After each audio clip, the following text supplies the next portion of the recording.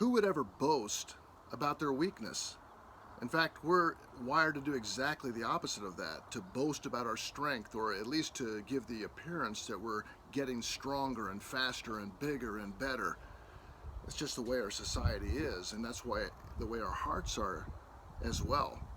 And yet this is exactly what the Apostle Paul says, that he will boast in his weakness, that the power of Christ might rest in him. It's a very interesting verse that we have for this week's verse of the week, 2 Corinthians 12 and verse 9. It says, my grace, in other words, the grace is what God does, not what we do. Works are what we do. But my grace, God says, is sufficient for you. For my power or my strength is perfected in weakness. In other words, God building his strength in you, not your strength, but his strength in you is perfected in your weakness. Therefore, I will most gladly boast all the more about my weaknesses, so that Christ's power may reside in me. So I take pleasure in weaknesses, insults, hardships, persecutions, and in difficulties for the sake of Christ. For when I am weak, then I am strong. You know, I think back to earlier on in my life when I first began following Christ, how impossible it seemed and how weak I felt. And yet, as I gained more experience over time, someone illustrated it this way to me, is that when you start off following Christ, you have a very high level of dependence and a very low level of competency. But as time goes on, you continue to develop and grow and mature, and you develop levels of competency.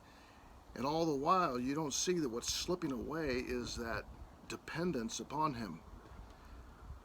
But in actuality, you should be becoming more dependent and more leaning on him, more weak in your confidence about yourself and more confident about God as you grow older. But it's not so easy. But my prayer is this, is that when we recognize our weakness, our frailties, the difficulties, the hardships that we face, is to turn around and look at them with fresh eyes, to see I can glory in these, because when I realize how broken and weak and helpless I am, it's going to drive me to depend upon Christ, who is my strength. He is all my strength. You know, Paul also said in Galatians 2:20, I am crucified with Christ. That means you're really dead. You're on that cross with him. Nevertheless, I live, yet not I, but Christ lives within me. In the life which I now live in the flesh, I live by the faith of the Son of God, who loved me and gave himself for me.